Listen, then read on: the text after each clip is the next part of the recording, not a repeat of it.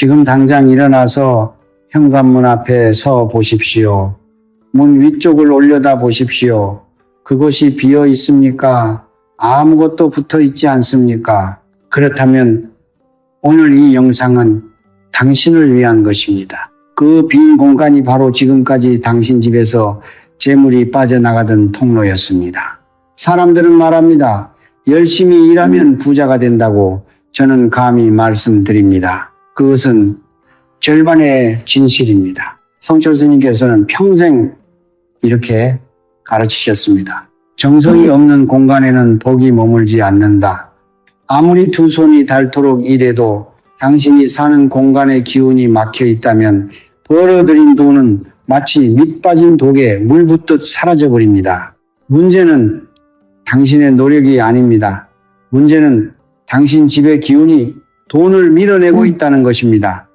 비싼 가구를 들여놓고 좋은 아파트에 살고 있어도 마찬가지입니다. 기운의 통로가 막혀 있으면 그 럭셔리한 공간은 그저 겉만 번지르르한 찢어진 우산에 불과합니다. 비가 쏟아지는 날 찢어진 우산을 들고 서 있는 사람처럼 아무리 좋은 환경을 갖춰도 기운에 구멍이 있으면 복은 스며들지 못하고 애군만 쌓여갑니다. 그 구멍이 어디에 있는지 대부분의 사람들은 평생 모른 채 살아갑니다.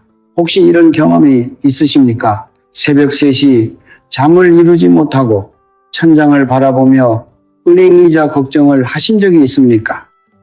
분명히 수입은 있는데 달말이 되면 통장이 텅 비어 있는 느낌, 아이 학비, 부모님 병원비, 예상치 못한 지출들이 줄줄이 이어지는 그 막막함을 느끼신 적이 있습니까? 그것은 당신이 게으르거나 능력이 없어서가 아닙니다. 수십 년에 걸쳐 조금씩 쌓여온 공간의 음기, 임희, 눈에 보이지 않는 기운의 불씨들이 당신 집안에서 조용히 재물의 뿌리를 태워온 것입니다. 성철 스님께서는 말씀하셨습니다. 재앙은 하루아침에 오지 않는다. 오랜 세월 쌓인 부주의가 결국 운명의 문을 닫아버린다. 그런데 오늘 저는 여러분께 한 가지 놀라운 진실을 전해드리려 합니다. 돈을 다시 불러오는데 거창한 것은 필요하지 않습니다. 황금빛 부적 단 한 장이면 충분합니다. 단 붙이는 자리가 정확해야 하고 붙이는 마음이 진실해야 합니다. 스님의 가르침 중 가장 핵심이 되는 말씀이 있습니다.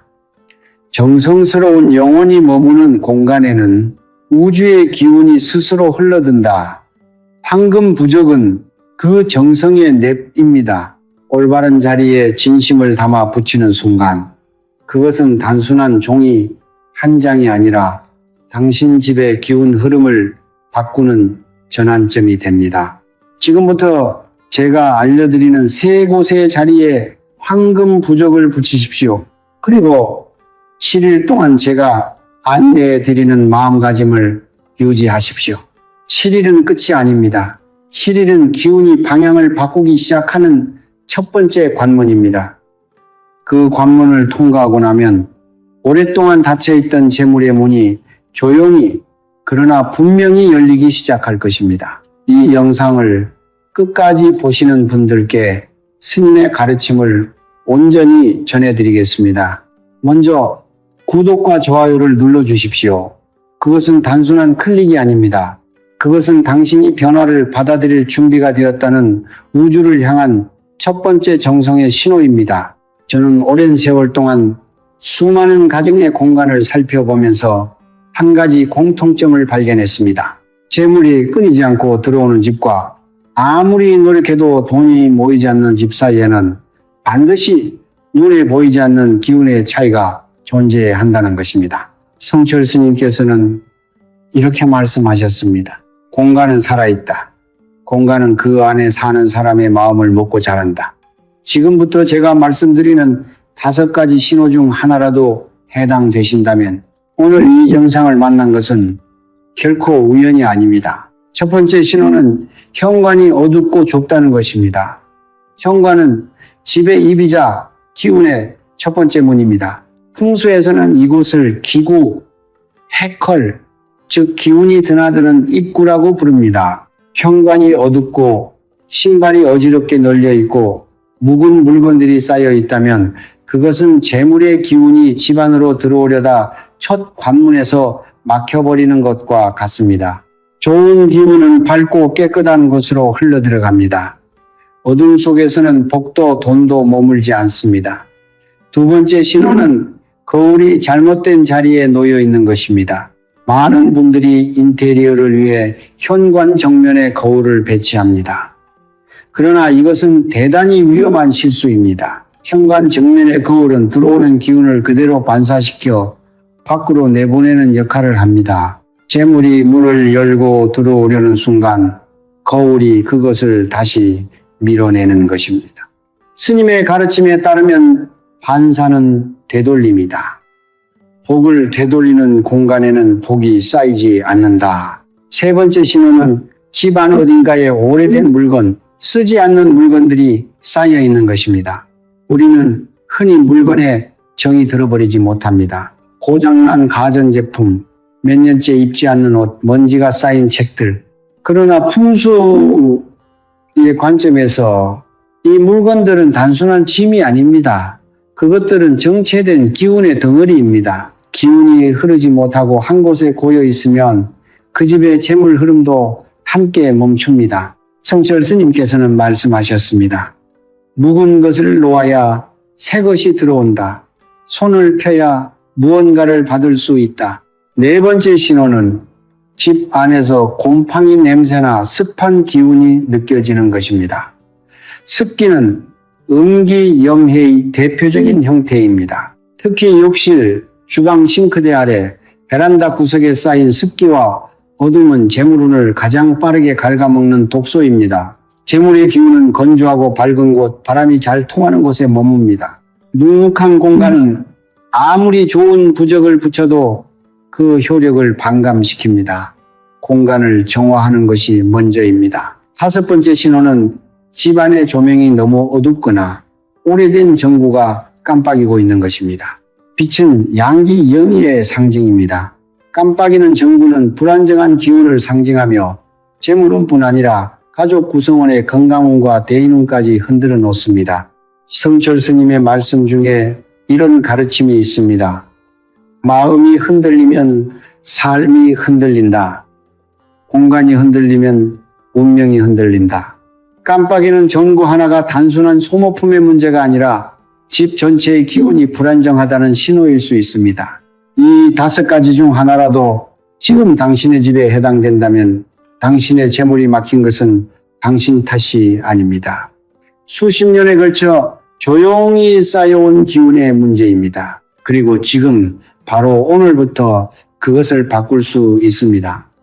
황금 부적 한 장과 올바른 자리와 진심 어린 정성이 그 시작입니다. 재물은 애타게 쫓는 자에게 달아납니다. 그러나 공간을 정화하고 기운을 바로잡은 자에게는 스스로 흘러들어옵니다. 저는 오랫동안 이 질문을 받아왔습니다.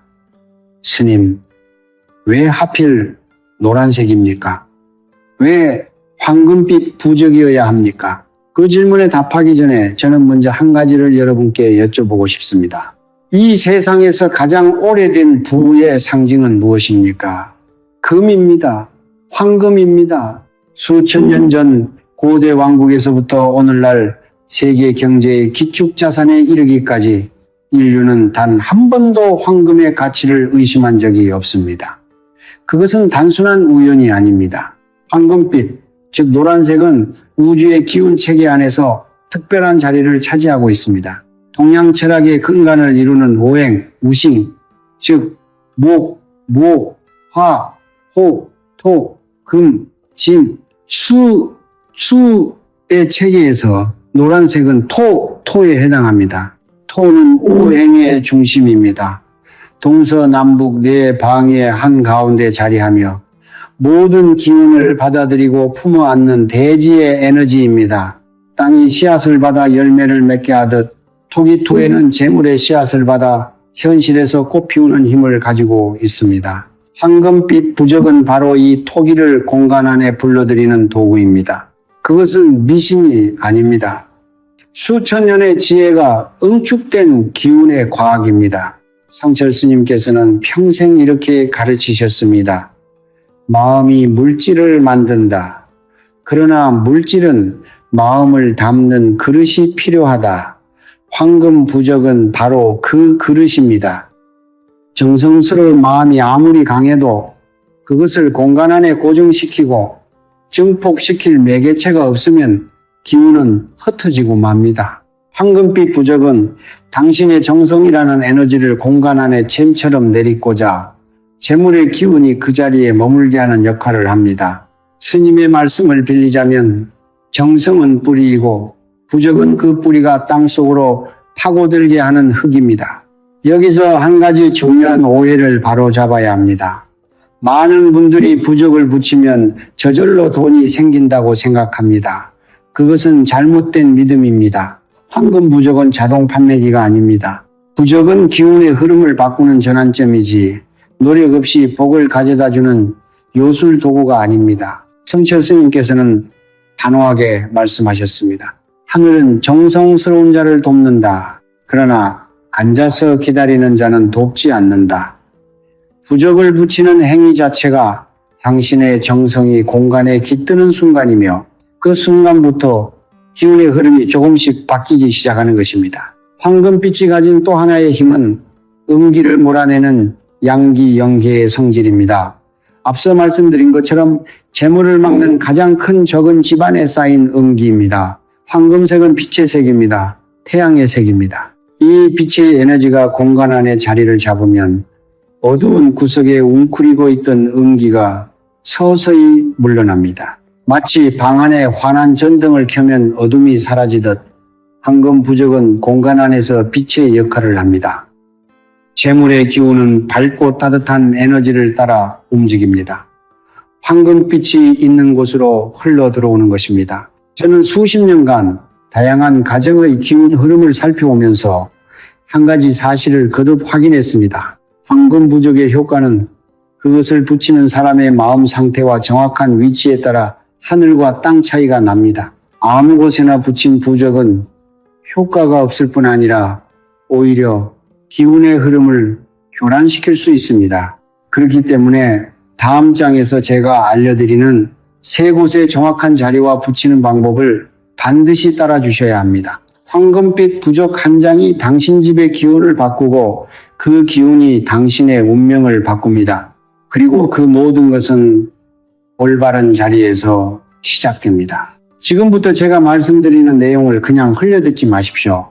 메모를 하셔도 좋고 영상을 잠시 멈추고 집안을 직접 살펴보셔도 좋습니다. 황금 부적을 붙이는 자리는 아무 곳이나 되는 것이 아닙니다. 성철 스님께서는 항상 이렇게 말씀하셨습니다. 정성은 방향이 있어야 한다. 방향 없는 정성은 바람에 흩어지는 꽃잎과 같다. 올바른 자리에 올바른 마음으로 붙인 황금 부적 한 장은 잘못된 자리에 붙인 10장보다 훨씬 강한 기운을 만들어냅니다. 지금부터 그 세 곳을 하나씩 알려드리겠습니다. 첫 번째 자리는 현관문 안쪽 상단입니다. 현관은 집의 얼굴이자 기운의 첫 번째 관문입니다. 바깥 세상의 기운이 처음으로 집 안으로 들어오는 통로이기 때문에 이곳에 황금 부적을 붙이면 들어오는 재물의 기운을 가장 먼저 붙잡을 수 있습니다. 중요한 것은 반드시 문 안쪽, 즉 집 안에서 바라볼 때 문 위쪽에 붙여야 한다는 점입니다. 문 바깥쪽에 붙이면 기운이 집 안으로 들어오지 못하고 다시 밖으로 흘러나가 버립니다. 부적의 글씨나 문양이 반드시 집 안을 향하도록, 즉 안쪽을 바라보는 방향으로 붙여야 합니다. 이것은 재물을 불러들이는 방향이자 애군이 집 안으로 침투하지 못하도록 막는 방패의 역할을 동시에 합니다. 현관 주변을 먼저 깨끗이 닦고 신발은 가지런히 정리한 뒤에 붙이십시오. 공간이 정돈되어 있어야 부적의 기운이 제대로 자리를 잡습니다. 두 번째 자리는 돈이 머무는 공간, 즉 금고나 지갑을 보관하는 곳 또는 재물을 관장하는 자리입니다. 풍수에서는 이곳을 재물궁, 자우공이라고 부릅니다. 집안에서 현금이나 통장, 귀중품이 보관되는 장소가 바로 재물궁입니다. 이곳에 황금 부적을 붙이는 것은 재물의 씨앗이 담긴 항아리 위에 뚜껑을 덮어주는 행위와 같습니다.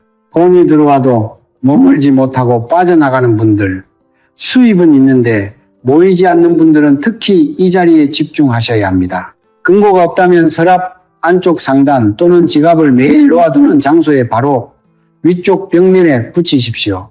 그리고 그 자리 주변에는 항상 정돈된 상태를 유지하셔야 합니다.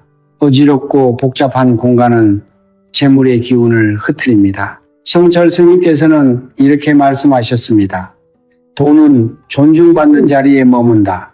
함부로 다루어지는 곳에서는 스스로 떠난다. 세 번째 자리는 집안의 중심 통로, 즉 기운이 가장 활발하게 흐르는 길목입니다. 집 안에서 거실과 주방 또는 거실과 방 사이를 이어주는 중심 복도나 동선이 바로 이 자리입니다. 풍수에서는 이곳을 기맥기목, 즉 기운의 혈관이라고 부릅니다. 혈관이 막히면 몸이 병들듯 이 통로가 막히거나 기운이 정체되면 집 전체의 재물 흐름이 둔해집니다.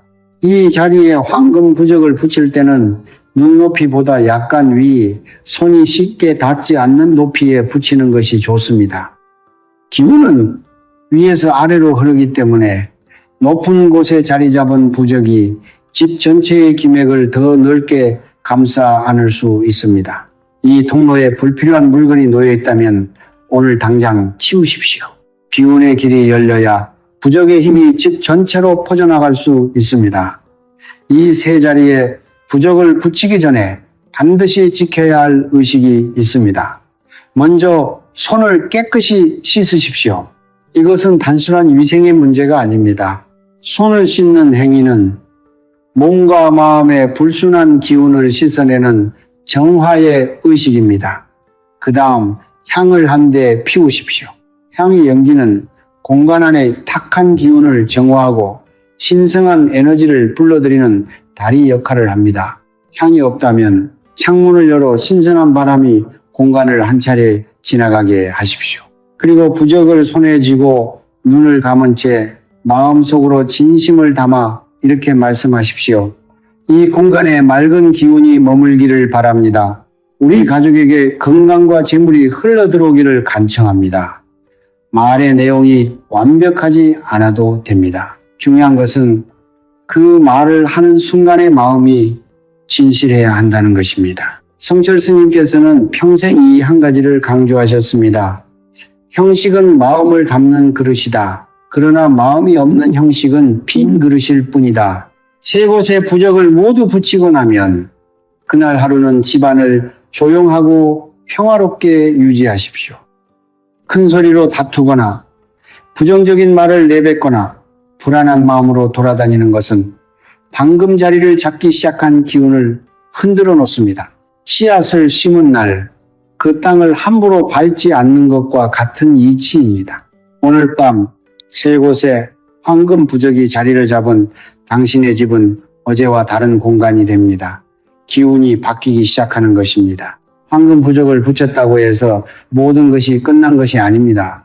오히려 지금부터가 진짜 시작입니다. 많은 분들이 부적을 붙이고 나서 아무것도 바뀌지 않는다고 말씀하십니다. 그 이유는 단 하나입니다. 씨앗은 심었지만 물을 주지 않았기 때문입니다. 황금 부적은 재물의 씨앗입니다. 그러나 씨앗이 뿌리를 내리고 열매를 맺으려면 반드시 그것을 키우는 땅이 필요합니다.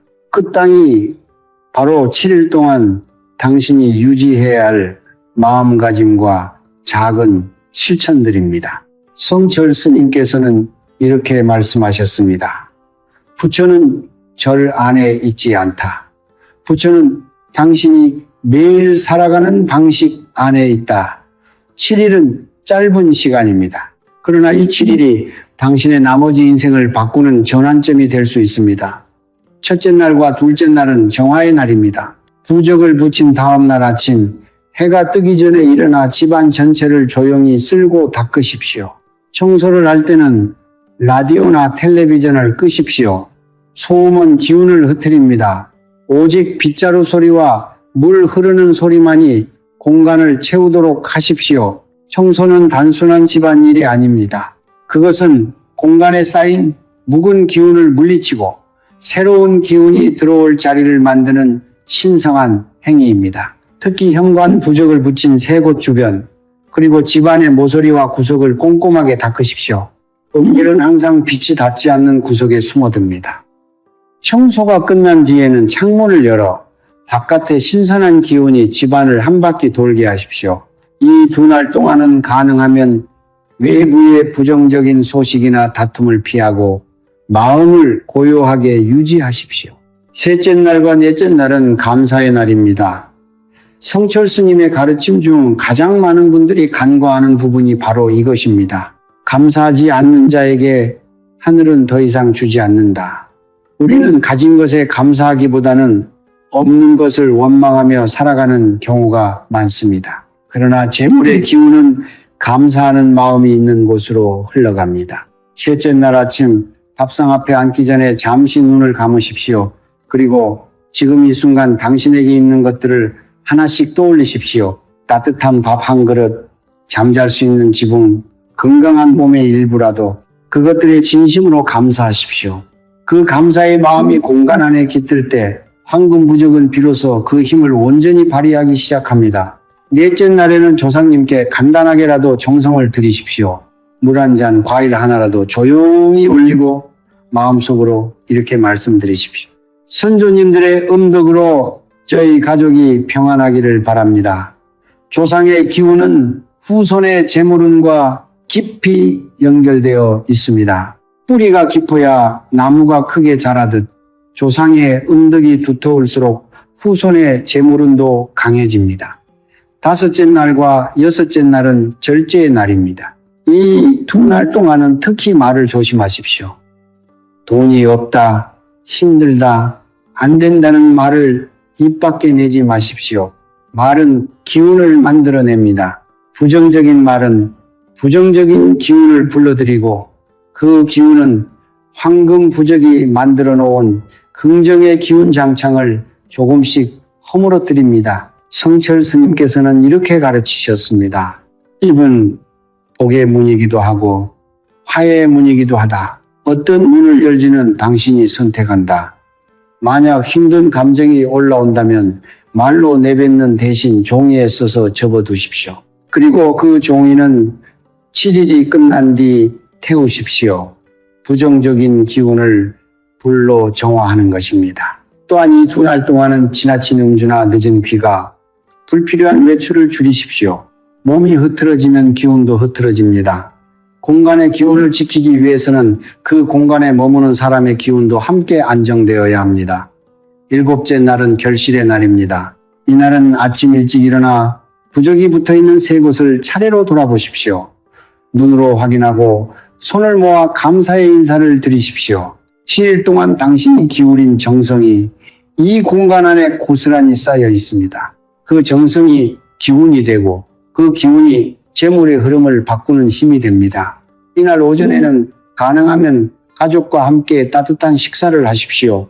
가족이 한자리에 모여 밥을 먹는 행위는 그 자체로 강력한 양기를 만들어냅니다.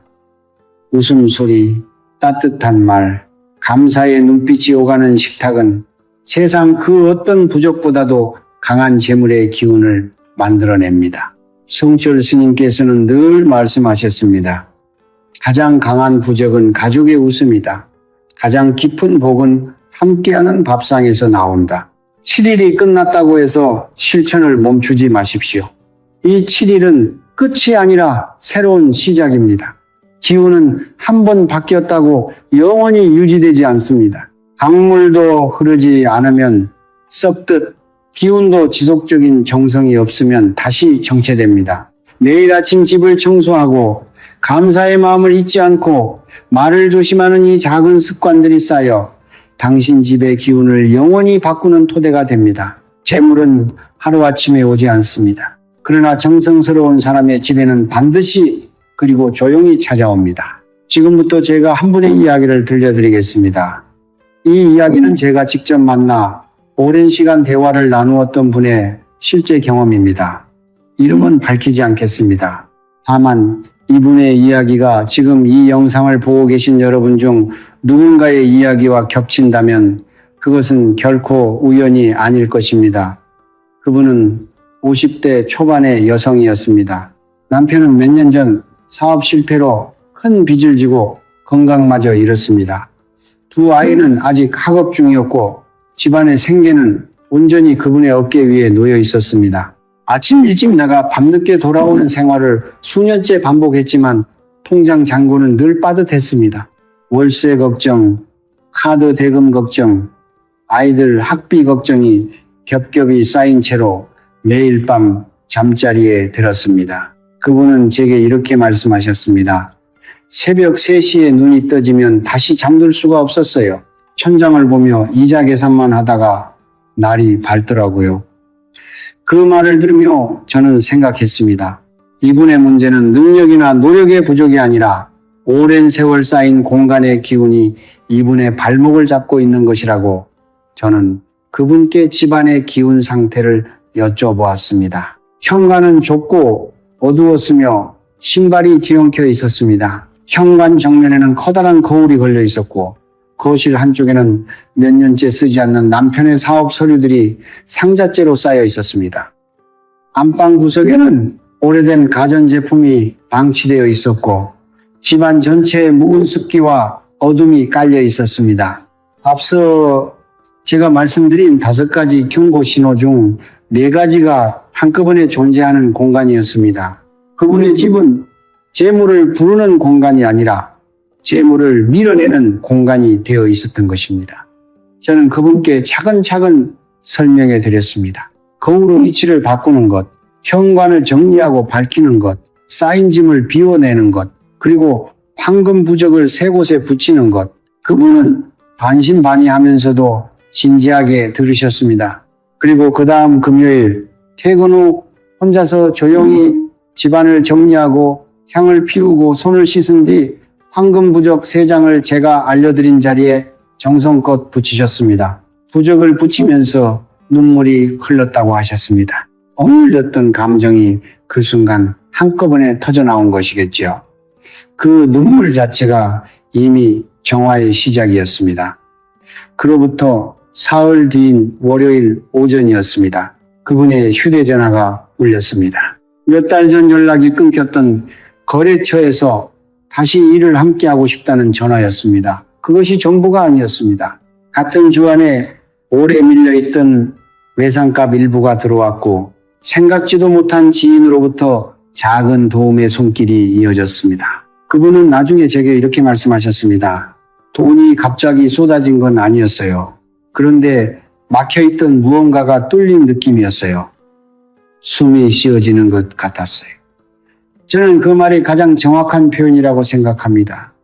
부적은 기적을 만드는 도구가 아닙니다. 막힌 기운의 통로를 여는 도구입니다. 통로가 열리면 이미 당신에게 흘러오려 했던 것들이 비로소 제 길을 찾아오기 시작합니다. 성철 스님께서는 평생 이 한 가지 진리를 가르치셨습니다. 재물은 정성스러운 영혼에게 흘러든다. 그분이 부적을 붙이기 전과 후에 달라진 것은 집안의 3곳뿐만이 아니었습니다. 그분의 마음이 달라졌습니다. 체념과 두려움 대신 작은 희망과 정성이 그 자리를 채우기 시작했습니다. 그 마음의 변화가 공간의 기운을 바꾸고 공간의 기운이 현실을 바꾼 것입니다. 황금 부적은 그 변화의 첫 번째 뚜비였습니다. 여러분의 집에도 그 잠을 내릴 자리가 있습니다. 그 자리는 지금 이 순간 여러분을 기다리고 있습니다. 이 이야기가 지금 여러분의 마음속에 작은 불씨 하나를 피웠다면 그 불씨를 꺼트리지 마십시오.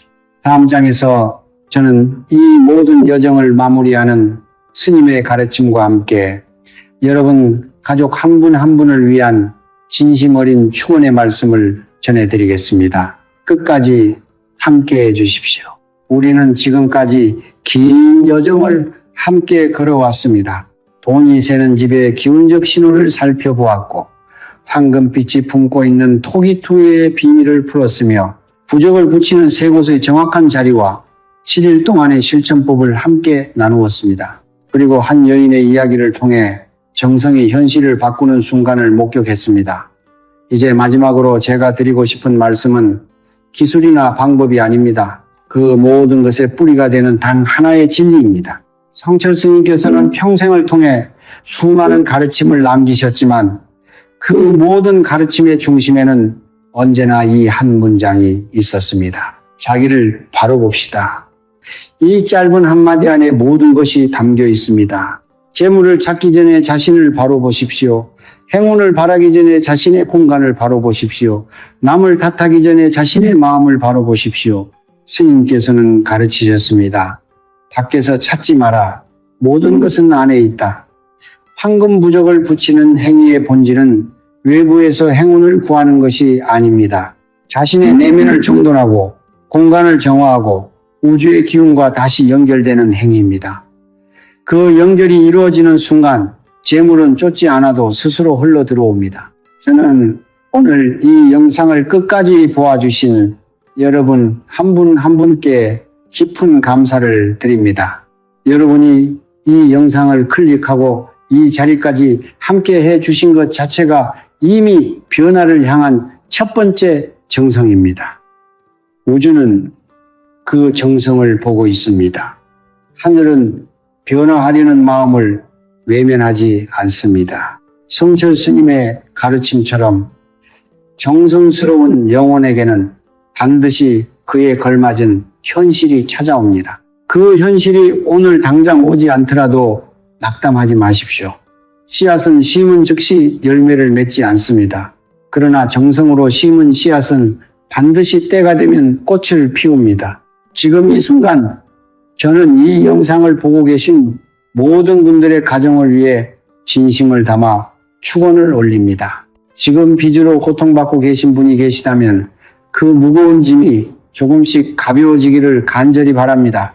오랫동안 사업이 막혀 지쳐 계신 분이 계시다면 오래 닫혀있던 기회의 문이 머지않아 조용히 열리기를 기원합니다. 몸이 불편하거나 건강이 걱정되시는 분이 계시다면 맑은 기운이 그 몸 안으로 스며들어 생기가 회복되기를 빕니다. 자녀 때문에 마음이 무거우신 부모님이 계시다면 그 자녀들이 올바른 길 위에서 스스로의 빛을 찾아가기를 축원합니다. 홀로 외로움 속에서 이 영상을 보고 계신 분이 계시다면 따뜻한 인연이 당신 곁으로 다가오기를 두 손 모아 빕니다. 성철 스님의 가르침으로 이 모든 축원을 감사드립니다. 스님께서는 이 세상 모든 중생을 향해 늘 이렇게 말씀하셨습니다. 성불하십시오. 이 두 글자 안에는 단순한 종교적 인사가 아닌 당신이 본래 가지고 있는 가장 빛나는 모습으로 살아가기를 바라는 깊은 염원이 담겨 있습니다. 당신은 가난하게 살도록 태어난 존재가 아닙니다. 당신은 고통받도록 정해진 존재가 아닙니다. 다만 지금까지 그 빛을 가리고 있던 기운의 먼지들이 쌓여 있었을 뿐입니다. 오늘 그 먼지를 털어내는 첫 번째 손길을 내미십시오. 황금 부적 한 장이 그 시작이 될 수 있습니다. 이 영상이 도움이 되셨다면 지금 바로 구독과 좋아요를 눌러주십시오. 그것은 단순한 클릭이 아닙니다. 당신이 변화를 선택했다는 우주를 향한 선언입니다. 그리고 댓글창에 이렇게 써주십시오. 나는 2026년 재물운이 활짝 열렸습니다. 우리 가족 모두 건강하고 풍요롭습니다. 과거형으로 이미 이루어진 것처럼 쓰십시오. 말은 기운을 만들고 기운은 현실을 만듭니다. 그리고 다른 분들의 댓글에도 좋아요를 눌러 주십시오. 남의 복을 함께 빌어주는 마음이 바로 공덕의 씨앗입니다. 공덕의 씨앗은 반드시 당신에게로 돌아옵니다. 마지막으로 이 영상을 지금 경제적으로 힘드신 가족이나 지인에게 공유해 주십시오. 지식을 나누는 것은 복을 나누는 것입니다. 복을 나누는 사람의 그릇은 더 커집니다. 더 큰 그릇에는 더 많은 재물이 담깁니다. 오늘 이 자리에서 여러분과 함께 할 수 있어서 진심으로 감사했습니다. 성철 스님의 가르침이 여러분의 삶 안에서 작은 빛 한 줄기가 되기를 바랍니다. 그 빛이 모여 언젠가 환한 대낮이 되는 날, 여러분은 오늘 이 순간을 기억하실 것입니다. 황금 부적 한 장을 붙이기로 결심했던 그날을 성불하십시오. 이사한 지 1년도 채 되지 않았는데 갑자기 사업이 흔들리기 시작했습니다. 분명히 좋은 아파트였습니다. 새 건물이었고 위치도 나쁘지 않았으며 가격도 적당했습니다. 그런데 입주한 그 순간부터 무언가 조금씩 어긋나기 시작했습니다. 부부 사이에 말다툼이 잦아졌고 아이는 이유 없이 자꾸 아팠으며 그토록 애써 모았던 돈은 어디서 새는지도 모르게 조금씩 빠져나갔습니다. 그 자녀는 아무것도 잘못한 것이 없었습니다. 열심히 일했고 성실하게 살았습니다. 그런데도 집에 들어오는 순간마다 가슴이 무겁고 숨이 막히는 듯한 느낌을 지울 수 없었습니다. 저는 수십 년 동안 성철 스님의 가르침을 통해 수많은 사람들의 삶과 공간을 살펴왔습니다. 그리고 그 긴 세월 동안 반복해서 목격한 진실이 하나 있습니다. 그것은 바로 불행은 대부분 밖에서 오는 것이 아니라 내가 매일 발을 디디고 사는 그 공간 안에서 시작된다는 사실입니다. 성철 스님께서는 이렇게 말씀하셨습니다. 공간이 사람의 기운을 결정하고 기운이 곧 운명을 만든다. 이 말씀은 단순한 철학적 비유가 아닙니다. 우리가 살아가는 공간은 눈에 보이지 않는 에너지의 흐름으로 가득 차 있으며 그 흐름이 우리의 건강과 재물과 인간관계 모두에 영향을 미칩니다. 오늘 저는 많은 분들이 무심코 지나쳤던 그러나 결코 가볍게 여겨서는 안 될 하나의 진실을 이야기하려 합니다. 바로 아파트의 층수입니다. 집을 고를 때 우리는 방향을 봅니다. 채광을 봅니다. 학군을 보고 교통을 봅니다. 그런데 정작 가장 중요한 것, 즉 그 층이 가진 기여 성질이 나의 기운과 맞는지 혹은 정면으로 충돌하는지를 보는 사람은 거의 없습니다. 풍수의 관점에서 층수는 단순한 숫자가 아닙니다. 그것은 지기디에와 청기텐의 사이에서 내가 어느 위치에 서 있는가를 결정하는 좌표입니다. 저는 오늘 세 가지 유형의 위험한 층수를 말씀드릴 것입니다. 첫째는 음기, 염해가 지나치게 강한 낮은 층. 둘째는 죽음의 기운이 담긴 숫자, 사가 포함된 층. 셋째는 오행의 원리상 수쇠와 가 충돌하는 특정 층입니다. 이 세 가지는 단지 오래된 미신이 아닙니다. 수천 년에 걸쳐 동양 철학이 인간과 자연 그리고 공간의 관계를 연구하며 쌓아온 지혜의 결정체입니다. 성철 스님께서는 늘 강조하셨습니다. 진리는 복잡한 곳에 있지 않다. 우리가 매일 밟고 서 있는 그 자리에 이미 모든 답이 있다.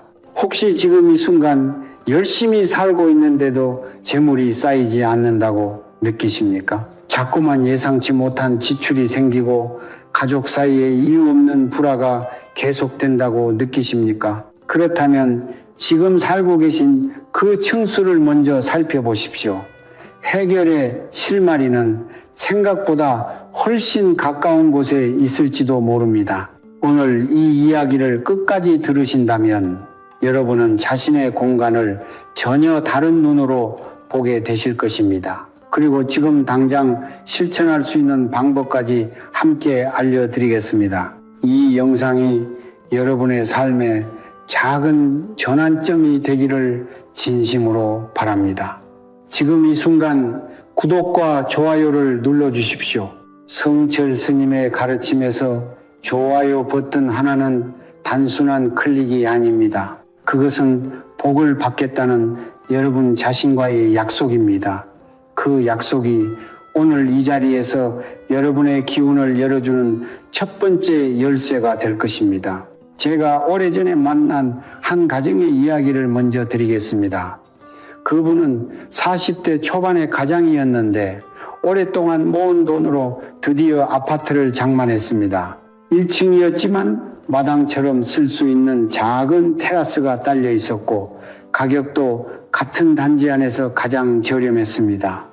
주변 사람들은 모두 잘 샀다고 했습니다. 그런데 입주한 지 6달이 지나자 조금씩 이상한 일들이 생겨나기 시작했습니다. 아내가 이유를 알 수 없는 만성 피로에 시달렸고 남편은 거래처와 연달아 계약이 깨졌습니다.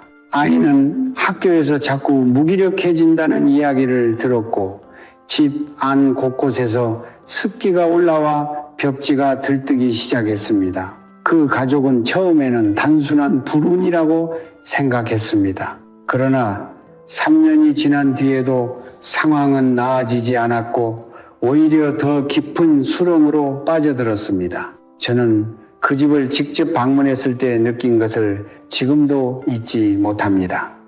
현관문을 열고 들어서는 순간 공기가 달랐습니다. 무겁고 축축하고 어딘가 정체된 느낌이었습니다.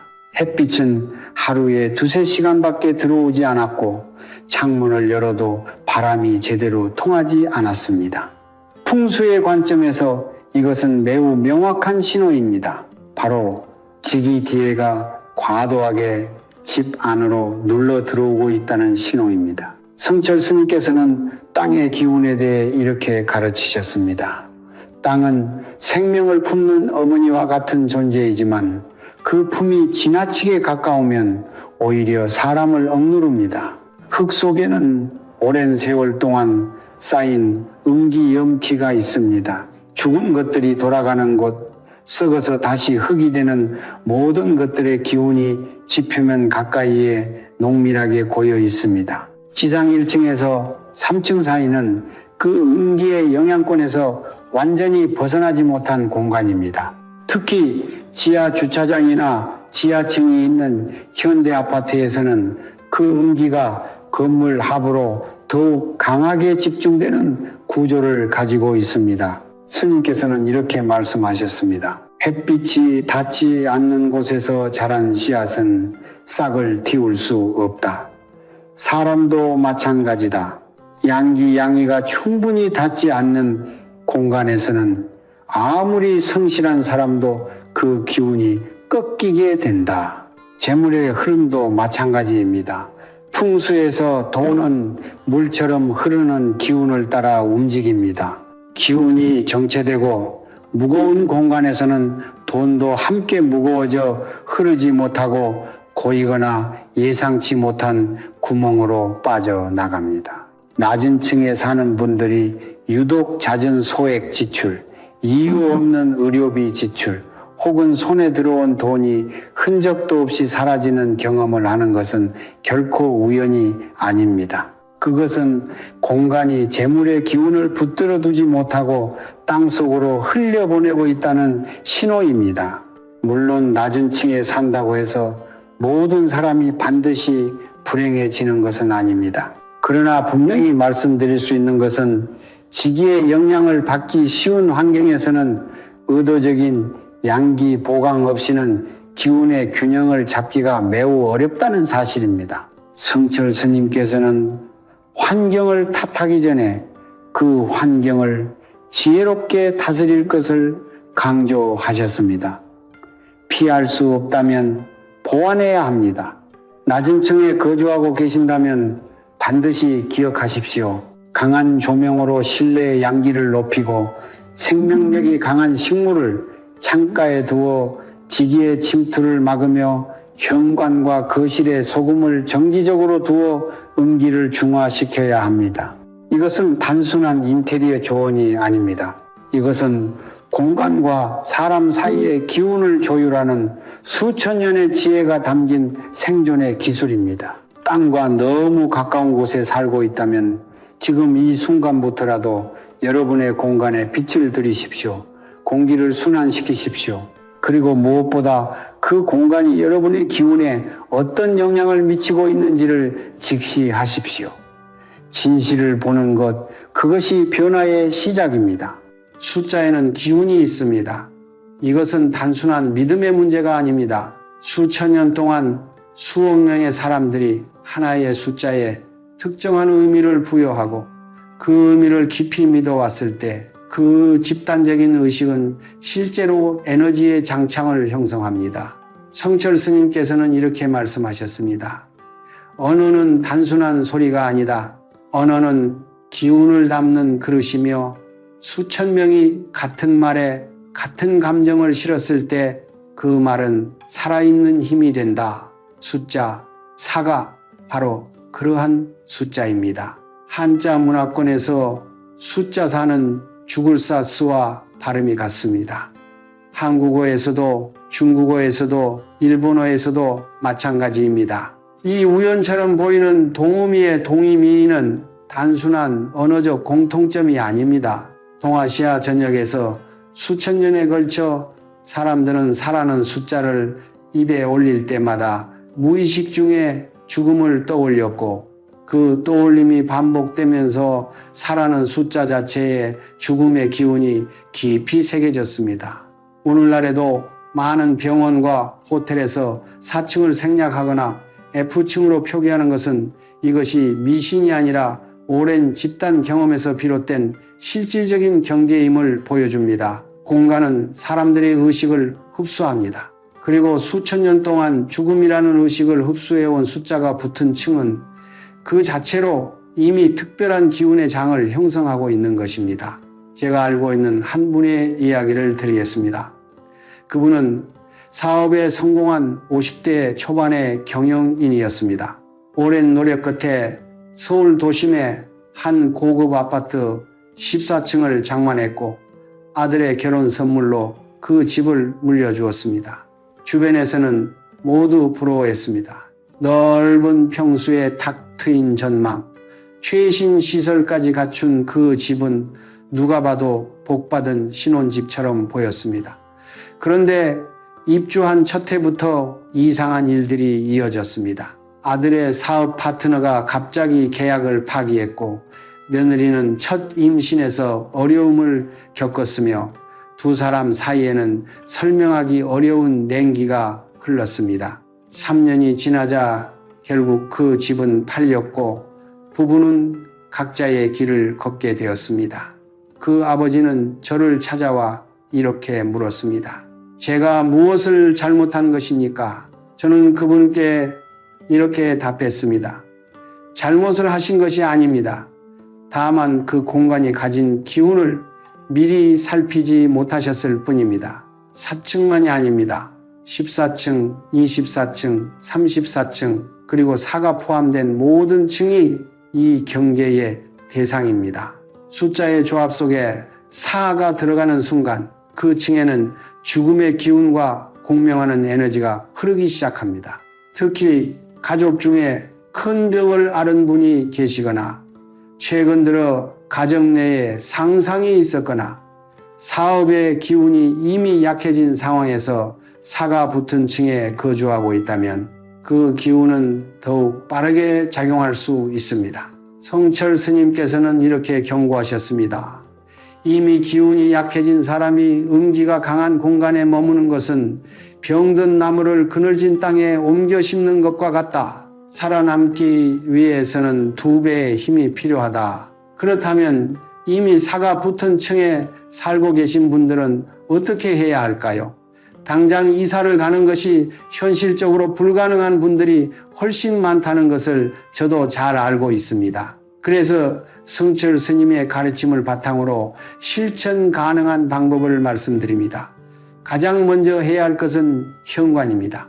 현관은 기운이 드나드는 첫 번째 문입니다. 이 현관에 붉은색 계열의 소품이나 장식을 두십시오. 풍수에서 붉은색은 화기호의를 상징하며 죽음의 음기를 태워 정화하는 힘을 가집니다.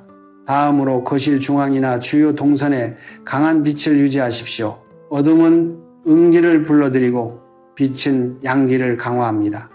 그리고 집안 내 귀퉁이에 굵은 천일염을 그릇에 담아 두십시오. 소금은 오행 중 수수의 기운을 정제하며 공간에 쌓인 음의 기운을 흡수하고 중화하는 가장 오래되고 강력한 도구입니다. 21일에 한 번씩 그 소금을 교체하십시오.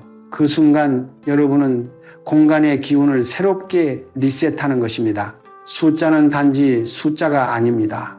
그것은 수천 년의 인간 의식이 새겨진 에너지의 기호입니다. 우리가 매일 살아가는 그 공간의 번호판 하나가 우리도 모르는 사이에 우리의 기운을 조금씩 갉아먹고 있을 수 있습니다. 오늘 이 이야기를 들으셨다면 지금 당장 여러분 집의 층수를 다시 한번 바라봐 주십시오. 그 숫자 안에 어떤 기운이 담겨 있는지를 아는 것, 그것이 지혜로운 삶의 첫걸음입니다. 풍수를 처음 접하시는 분들은 종종 이렇게 말씀하십니다. 층수가 방향이나 인테리어보다 더 중요한가요? 저는 이 질문을 받을 때마다 이렇게 답합니다. 방향은 기운이 들어오는 문입니다. 인테리어는 그 기운을 배치하는 방식입니다. 그러나 층수는 그 집이 어떤 성질의 땅 위에 서 있는가를 결정하는 근본 좌표입니다. 아무리 좋은 방향에 아무리 훌륭한 인테리어를 갖추었다 해도 그 층이 가진 오행, 우싱의 기운이 가족 구성원의 기운과 정면으로 충돌한다면 그 집은 매일 밤 조용히 주인의 기운을 소모시키고 있는 것입니다. 성철 스님께서는 이렇게 말씀하셨습니다. 씨앗이 아무리 좋아도 토양이 맞지 않으면 뿌리를 내리지 못한다. 사람도 아무리 복이 많아도 공간이 그 복을 받아들이지 못하면 복은 머물지 않고 떠난다. 오행 우싱은 목, 무, 화, 호, 토, 금, 진, 수세의 5가지 기운이 서로 돕고 견제하며 균형을 이루는 자연의 원리입니다. 이 5가지 기운은 서로를 낳기도 하고 서로를 극극하기도 합니다. 그 중에서도 오늘 특별히 주목해야 할 관계가 바로 수국화, 쇠, 크, 호, 즉 물의 기운이 불의 기운을 압도하는 원리입니다. 자연에서 물은 불을 끕니다. 이것은 단순한 물리적 현상이 아닙니다. 홍수의 관점에서 수의 기운이 화호의 기운을 지나치게 압도하는 공간에서는 집안의 따뜻한 에너지가 지속적으로 꺼져가는 현상이 나타납니다. 가족 간의 온기가 식고 재물을 불태우는 열정이 사그라들며 건강을 지탱하는 생명력이 서서히 약해집니다. 이것이 수국화의 기운이 지배하는 공간에서 살아가는 사람들이 공통적으로 경험하는 증상들입니다. 그렇다면 어떤 층이 수국화의 기운을 강하게 품고 있을까요? 이것은 단순히 특정 층수 하나를 지목하는 문제가 아닙니다. 수국화의 충돌은 3가지 조건이 겹칠 때 가장 강하게 발생합니다. 첫째는 건물이 세워진 방위입니다. 북향 또는 북서향으로 지어진 건물의 중간층, 특히 수세 기운이 강한 겨울철에 햇빛이 거의 들지 않는 층은 구조적으로 수기세 해가 집중되는 공간입니다. 둘째는 건물이 완공된 해의 간지, 깐제입니다. 임년이나 개의 괴년에 준공된 건물, 즉 수세의 천간, 텐간이 지배하는 해에 세워진 아파트는 건물 자체가 이미 수의 기운을 강하게 머금고 있습니다. 셋째는 거주자 본인의 사주, 수주에서 화, 호의 기운이 주된 원소인 경우입니다. 병빈년생, 정띵년생 혹은 옹월에 태어난 분들은 본질적으로 화의 기운을 삶의 동력으로 삼는 분들입니다. 이런 분들이 수기가 강한 층에 거주하게 되면 그 공간은 매일 그분의 가장 핵심적인 생명 에너지를 조금씩 소진시키는 방향으로 작용합니다. 저는 몇 해 전 인천에 사시는 한 여성분을 만난 적이 있습니다. 그분은 작은 음식점을 운영하셨는데 손재주도 좋고 성격도 밝아서 처음 몇 년은 사업이 잘 됐습니다. 그런데 북향 아파트 중간층으로 이사한 뒤부터 모든 것이 달라졌습니다. 장사가 갑자기 안 풀리기 시작했고 단골 손님들이 하나씩 떠났으며 본인은 이유 없는 무기력감과 의욕 저하를 호소했습니다. 병원에서는 아무 이상이 없다고 했습니다. 저는 그분의 사주를 살펴보았고 그 층과 건물의 방위 그리고 건물의 준공 연도를 함께 검토했습니다. 세 가지가 모두 겹쳤습니다. 그 공간은 그분에게 완벽한 수국화의 환경이었습니다. 저는 그분께 말씀드렸습니다. 당신이 게을러진 것이 아닙니다. 당신이 약해진 것이 아닙니다. 공간이 당신의 불꽃을 계속 끄고 있는 것입니다. 수국화의 충돌을 완화하기 위한 실천법도 있습니다. 가장 먼저 집안에 화, 호의 기운을 보강해야 합니다. 붉은색, 주황색, 자주색 계열의 소품을 거실과 주방에 배치하십시오. 특히 주방은 화호의 기운이 본래 머무는 공간이므로 이곳에 따뜻한 색감을 더하는 것은 수국화의 균형을 잡는 데 매우 효과적입니다. 다음으로 조명을 밝게 유지하십시오.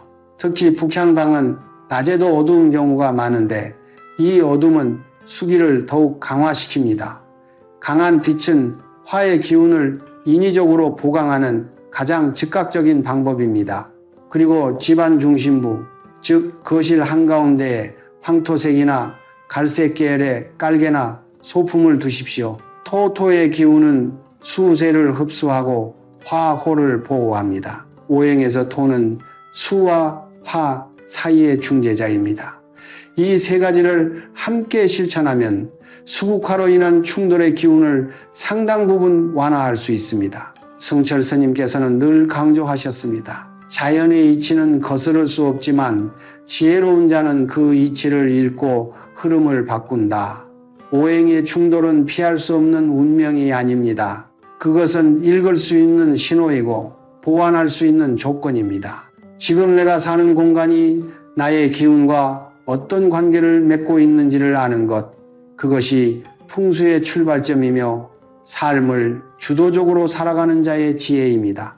저는 지금까지 세 가지 유형의 위험한 층수를 말씀드렸습니다. 음기가 지나치게 강한 낮은 층, 죽음의 기운과 공명하는 숫자사가 붙은 층, 그리고 수국화의 충돌이 일어나는 층. 이 이야기를 들으시면서 마음속으로 자신의 집을 떠올리신 분들이 분명히 계실 것입니다. 그리고 이렇게 생각하신 분도 계실 것입니다.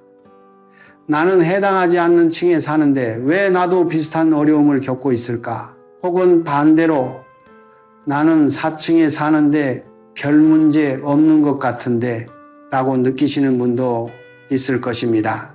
이것은 매우 중요한 지점입니다. 풍수는 단 하나의 조건으로 모든 것을 결정짓는 단순한 공식이 아닙니다. 공간의 기운은 층수 외에도 방위, 가족 구성원의 사주, 이사 시기, 그리고 그 공간에서 오랫동안 쌓여온 감정의 잔재까지 복합적으로 작용합니다. 그래서 오늘 이 시간에는 층수와 상관없이 여러분의 현재 공간이 건강한지 병들어 있는지를 스스로 진단할 수 있는 5가지 신호를 말씀드리려 합니다. 성철 스님께서는 이렇게 말씀하셨습니다. 집은 말하지 않는다. 그러나 집은 항상 신호를 보낸다.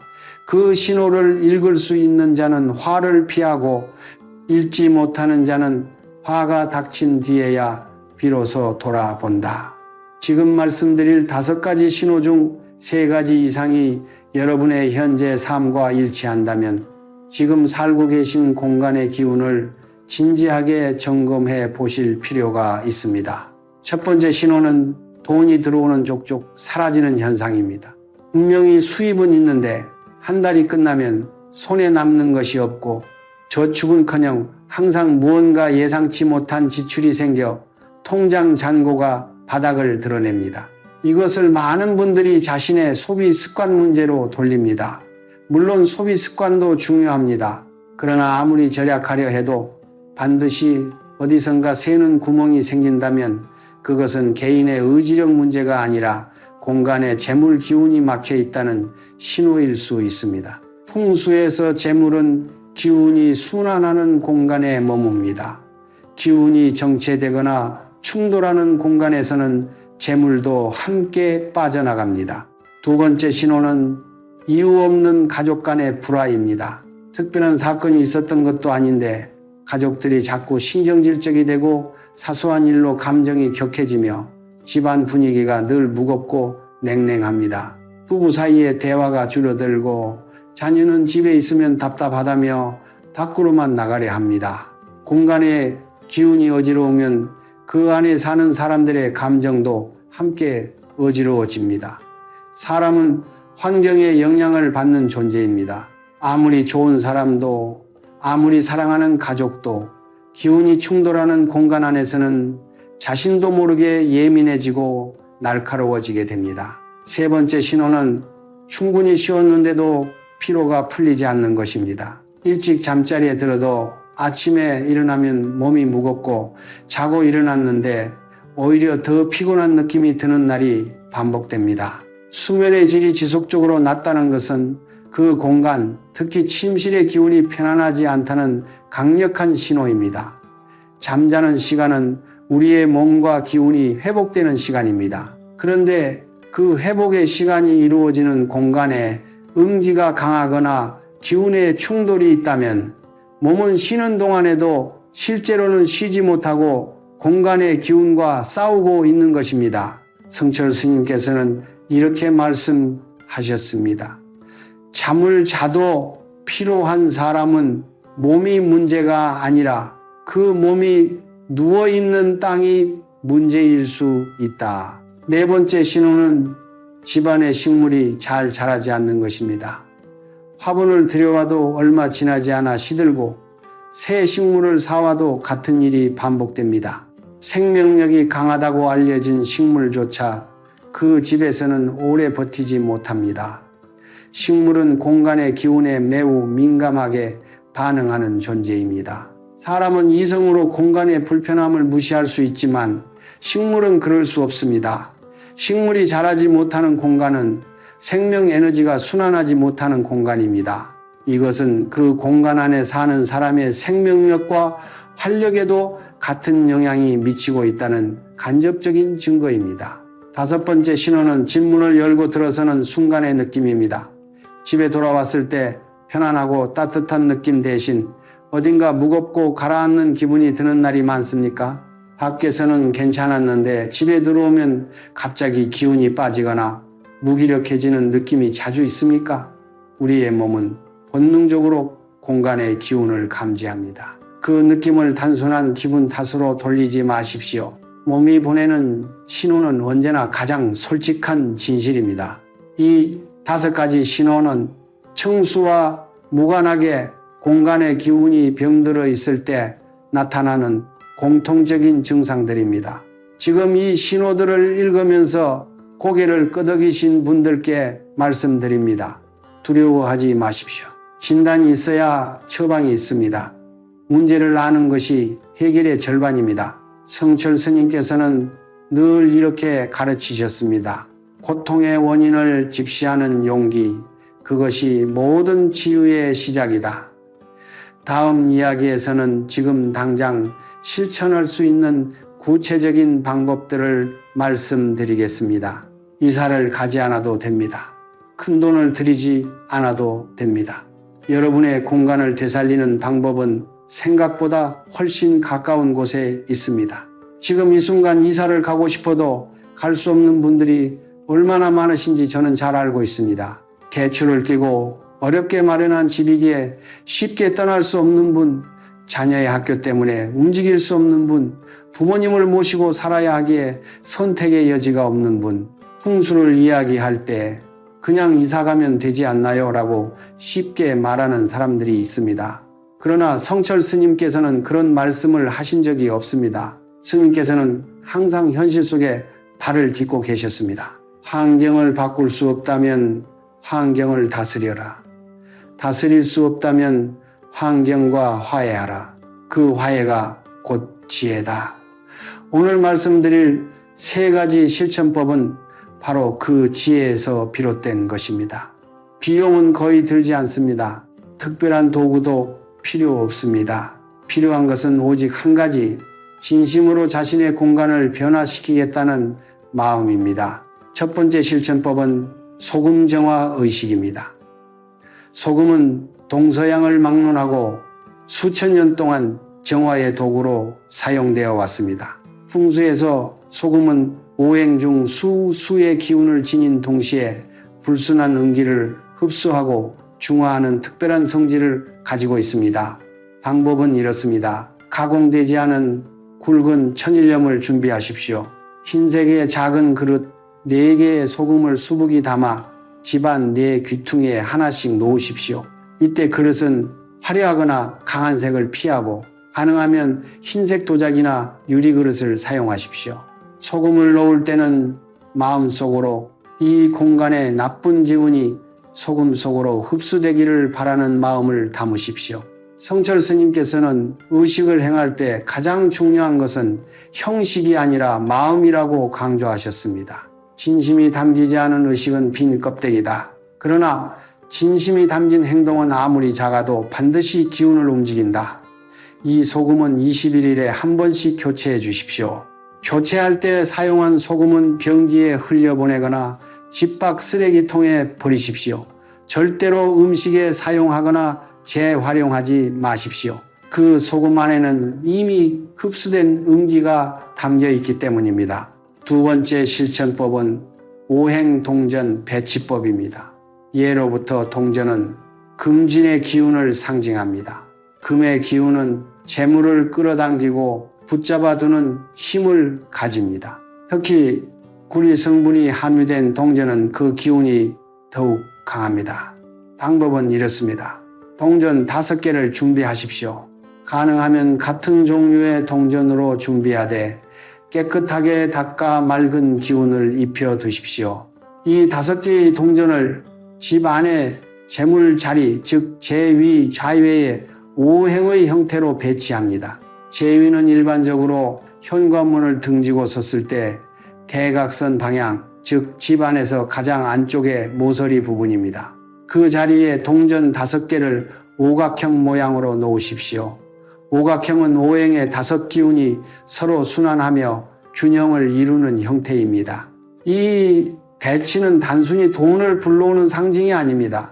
공간 안에서 금진의 기운을 활성화하여 재물 에너지가 그 자리에 머물도록 팁을 내리는 행위입니다. 동전 위에 붉은색 천을 살짝 깔아두면 화생토, 화성토, 토생금, 도성진의 원리에 따라 금의 기운이 더욱 강화됩니다. 세 번째 실천법은 식탁 위에 백수의 의식입니다. 이것은 성철 스님의 가르침 중에서도 제가 가장 자주 권해드리는 방법입니다. 방법은 매우 간단합니다. 매일 아침 가족이 식사를 나누는 식탁 위에 맑은 물 1컵을 올려놓으십시오. 유리컵에 담은 맑은 생수면 충분합니다. 이 물은 하루 동안 공간 안의 기운을 읽고 흡수합니다. 풍수에서 물은 기운의 흐름을 민감하게 반영하는 매개체입니다. 탁하거나 충돌하는 기운이 있는 공간에서는 물이 그 기운을 흡수하여 중화하는 역할을 합니다. 하루가 끝나면 그 물을 화분의 흙에 붓거나 집 밖의 땅에 조용히 흘려보내십시오. 이 행위는 공간이 하루 동안 머금었던 정체된 기운을 자연으로 돌려보내는 의미를 갖습니다. 그리고 다음날 아침 다시 새 물 1컵을 올려놓으십시오. 이 작은 반복이 21일 동안 이어지면 집안의 기운은 눈에 띄게 달라지기 시작합니다. 가족 간의 대화가 부드러워지고 집안의 분위기가 가벼워지며 재물의 흐름에도 변화가 생깁니다. 성철 스님께서는 이렇게 말씀하셨습니다. 물 1컵의 정성이 1000만원짜리 인테리어보다 강한 기운을 만들어낼 수 있다. 왜냐하면 정성은 돈으로 살 수 없는 것이기 때문이다. 이 3가지 실천법을 동시에 시작하는 날을 고를 때는 가능하면 음력 초하루나 보름을 선택하십시오. 이 날들은 달의 기운이 전환되는 시점으로 새로운 에너지의 흐름이 시작되기 가장 좋은 때입니다. 만약 그날을 기다리기 어렵다면 맑게 개인 아침 햇살이 집안에 가득 들어오는 날 아무 날이나 시작하셔도 됩니다. 풍수에서 가장 좋은 시작의 날은 언제나 마음이 준비된 날입니다. 지금 이 이야기를 듣고 마음이 움직이셨다면 그 움직임 자체가 이미 변화의 시작입니다. 한 가지 더 말씀드리고 싶은 것이 있습니다. 이 실천들을 행할 때 가장 중요한 것은 꾸준함입니다. 하루 이틀 해보고 효과가 없다고 포기하지 마십시오. 기운은 하루아침에 쌓이지 않았습니다. 오랜 시간 동안 조금씩 쌓인 음기와 정체된 에너지는 마찬가지로 꾸준한 실천을 통해 조금씩 해소됩니다. 성철 스님께서는 수행에 대해 이렇게 말씀하셨습니다. 산을 옮기려는 자는 작은 돌 하나부터 옮긴다. 매일 작은 돌 하나를 옮기는 사람이 하루에 산을 옮기려는 사람보다 반드시 먼저 목적지에 도달한다. 공간을 변화시키는 일도 마찬가지입니다. 오늘 저녁 소금 한 그릇을 준비하는 것부터 시작하십시오. 그 한 걸음이 여러분의 공간을 그리고 여러분의 운명을 바꾸는 첫 번째 행동이 될 것입니다. 오늘 이 자리에서 저는 층수에 담긴 기운의 이야기를 드렸습니다. 음기가 짓누르는 낮은 층, 죽음의 기운과 공명하는 숫자 4의 층, 수국화의 충돌이 일어나는 층, 그리고 그 공간이 보내는 5가지 신호와 지금 당장 실천할 수 있는 3가지 방법까지 이 모든 이야기의 근저에는 단 하나의 진실이 흐르고 있습니다. 그것은 바로 공간은 단순한 물리적 구조물이 아니라 우리의 삶과 함께 숨쉬는 살아있는 에너지의 장총이라는 것입니다. 우리가 그 공간을 어떻게 대하느냐에 따라 그 공간은 우리를 살리기도 하고 서서히 소진시키기도 합니다. 성철 스님께서는 평생에 걸쳐 한 가지 진리를 반복해서 가르치셨습니다. 마음이 청정하면 땅이 청정하고 땅이 청정하면 삶이 청정하다. 이 말씀은 단순히 마음을 바르게 먹으라는 도덕적 권고가 아닙니다. 이것은 내면의 상태와 외부 공간의 기운이 서로 긴밀하게 연결되어 있다는 깊은 우주적 진리입니다. 우리가 사는 집은 우리 마음의 거울입니다. 집이 어지러우면 마음도 어지럽고 마음이 불안하면 집의 기운도 흔들립니다. 반대로 공간을 정갈하게 다스리면 마음이 안정되고 마음이 안정되면 공간의 기운도 함께 맑아집니다. 이 순환을 이해하는 것, 그것이 풍수의 진정한 핵심입니다. 저는 오늘 이 이야기를 들으신 분들 중에 지금 이 순간 마음이 무거운 분들이 계실 것이라는 것을 압니다. 빚에 짓눌려 잠 못 드는 밤을 보내고 계신 분, 아무리 열심히 일해도 형편이 나아지지 않아 지쳐가고 계신 분, 가족 사이의 불화로 집이 더 이상 쉼터가 되지 못하고 있는 분, 그 무게를 저는 가볍게 여기지 않습니다. 성철 스님께서도 그 무게를 외면하지 않으셨습니다. 스님께서는 고통받는 사람들 앞에서 언제나 이렇게 말씀하셨습니다. 지금 네가 겪고 있는 고통은 네가 나쁜 사람이기 때문이 아니다. 흐름이 막혔기 때문이다. 그리고 막힌 것은 반드시 다시 열린다. 이 말씀을 오늘 여러분께 그대로 전해드립니다. 지금의 어려움은 여러분의 잘못이 아닙니다. 흐름이 잠시 막혀 있을 뿐입니다. 그리고 오늘 이 자리에서 그 흐름을 다시 여는 첫 번째 열쇠를 손에 쥐셨습니다. 풍수는 공간을 바꾸는 기술이지만 그 궁극의 목적은 사람을 바꾸는 것입니다. 공간이 달라지면 기운이 달라지고 기운이 달라지면 생각이 달라지며 생각이 달라지면 행동이 달라지고 행동이 달라지면 결국 운명이 달라집니다. 이것이 성철 스님께서 평생 가르치신 인과 인고의 법칙이 공간에 적용되는 방식입니다. 거창한 변화를 기다리지 마십시오. 오늘 저녁 집안 내 귀퉁이에 소금 한 그릇을 놓는 것, 내일 아침 식탁 위에 맑은 물 한 컵을 올려놓는 것, 현관 앞에 쌓인 짐을 정리하고 밝은 조명 하나를 더 켜는 것, 이 작은 행동들이 모여 여러분의 공간을 변화시키고 그 변화가 여러분의 삶 전체를 서서히 다른 방향으로 이끌어 갈 것입니다. 이 영상을 여기까지 함께 해주신 여러분께 진심으로 감사드립니다. 끝까지 들어주셨다는 것은 여러분 안에 변화를 향한 진지한 마음이 있다는 뜻입니다. 그 마음 자체가 이미 복의 씨앗입니다. 지금 댓글란에 여러분의 소망을 적어 주십시오. 나는 2026년의 모든 빚을 청산한다. 우리 가족에게 건강과 재물이 넘쳐 흐른다. 나는 반드시 내 집을 마련한다. 이렇게 이루어진 일처럼 과거형으로 적어 주십시오. 성철 스님께서는 말씀하셨습니다. 간절한 소망을 글로 쓰는 순간 그 소망은 이미 현실의 씨앗이 된다. 그 댓글에 다른 분들도 좋아요를 눌러 주십시오. 타인의 소망에 진심을 보태는 그 행동이 여러분 자신에게도 복덕부터의 씨앗을 심는 일입니다. 나눔은 언제나 나누는 사람에게 먼저 돌아옵니다. 혹시 주변의 재물 때문에 힘들어하시는 분이 계십니까?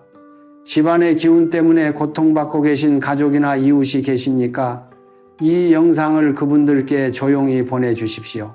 우리가 나누는 지혜 하나가 누군가의 삶을 바꾸는 전환점이 될 수 있습니다. 좋은 것을 나누는 사람의 기운은 반드시 더 좋아집니다. 이것 또한 성철 스님께서 가르치신 인과의 진리입니다. 마지막으로 오늘 이 자리에 함께 하신 모든 분들께 성철 스님의 가르침을 빌려 진심을 담아 기원드립니다. 여러분의 집이 평온한 기운으로 가득 차기를 바랍니다. 재물이 흘러들어와 그 공간에 오래 머물기를 바랍니다. 가족 모두가 건강하고 웃음이 끊이지 않기를 바랍니다. 자녀들은 뜻하는 바를 이루고 부모님은 편안한 노후를 누리시기를 바랍니다. 오랫동안 마음을 짓눌러 온 빚과 근심이 이 봄바람처럼 가볍게 거쳐나가기를 바랍니다. 성불하십시오. 정본허시실. 지금 이 순간 여러분의 삶이 이미 바뀌기 시작했습니다.